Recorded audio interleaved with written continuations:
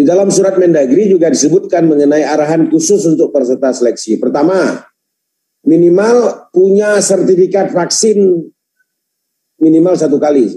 Persis seperti kata Bu Dirjen tadi, Bu Kartini, minimal 1. Sekarang segera diumumkan kepada peserta, kalau sudah ada nomor telepon, dipublikasikan, segera mengakses tempat vaksin. Ya.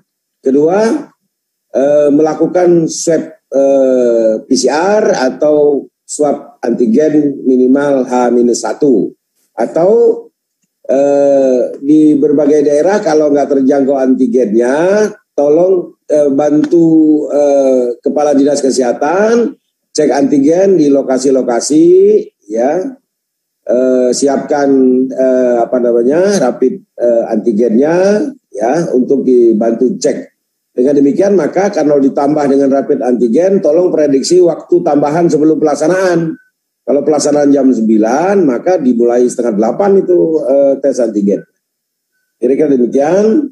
Kemudian jarak min 1 meter. Nanti panitia seleksi mengecek ruangan 1 meter dengan kebersihan yang rapi. Kemudian cuci tangan. Lalu membawa alat tulis pribadi, nggak boleh bawa pinjem pulpen, nggak boleh pinjem penghapus, nggak boleh. Semua membawa alat tulisnya masing-masing di kantong. Panitia juga nggak boleh sediain. Saya nggak tahu nih tesnya kalau CAT ya, maka keyboardnya sudah di mouse, kemudian keypadnya juga sudah didesinfeksi. Kalau disediakan oleh panitia. Kemudian pengukuran suhu tubuh. Nah, ini yang khusus. Kalau peserta yang suhu tubuhnya di atas 37,3, maka pelaksanaannya di ruang terpisah. Ini pentingnya tadi disiapkan ruang isolasi supaya aman betul. Ini beberapa hal yang teknis yang Bapak Ibu sekalian, silahkan kalau ingin dirinci ditambah, yang jelas jangan dikurangi sebagaimana Inmendagri maupun surat dari Mendagri untuk pelaksanaannya.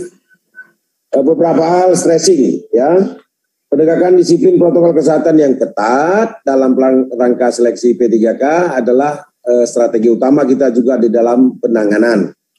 Kalau ternyata di dalam proses seleksi itu ada yang positif, saya minta Kadis Kesehatan, ya, atau unsur kesehatan yang ada di ini langsung diisolasi terpusat atau isoter. Jangan lagi pulang ke rumah, nanti mencemari lagi di rumah. Ya, ini alat kita untuk juga penanganan kesehatan. Kemudian koordinasi yang baik dengan Satgas setempat, ya, atau Pemda setempat dalam seleksi. Kemudian penyiapan sarana screening, testing, dan tempat isolasi di tempat. Kemudian memastikan lokasi seleksi telah melalui proses desinfeksi. Lalu koordinasi dengan Vaskes setempat kalau ada yang konfirmasi dengan antigen yang positif, ada ambulan, ya, yang membawa menuju isolasi terpusat.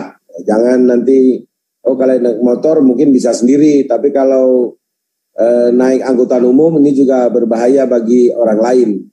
Positif antigen biasanya positif PCR. Negatif antigen belum tentu negatif PCR. Ini beberapa praktek di lapangan yang kita ketahui. Demikian Bapak Dirjen.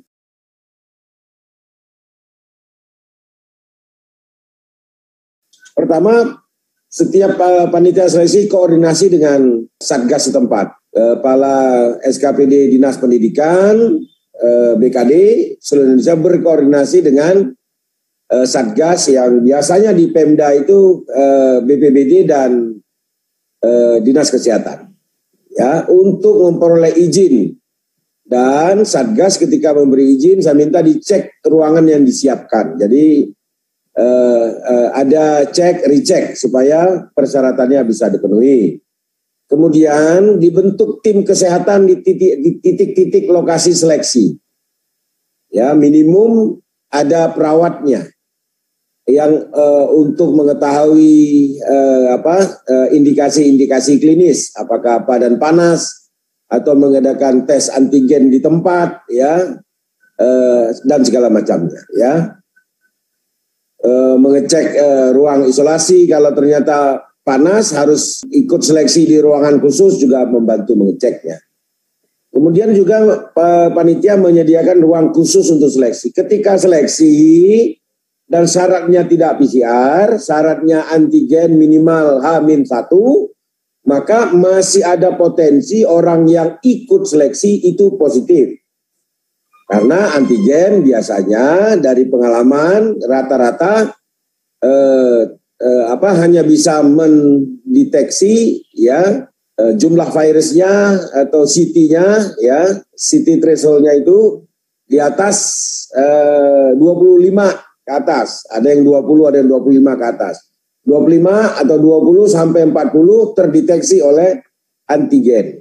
Saya ulangi, yang terdeteksi di bawah apa yang berat, ya. 1 sampai dengan 20-25. Tapi di atas 25 biasanya nggak dapat lagi. Tapi kalau pakai PCR itu semua dapat.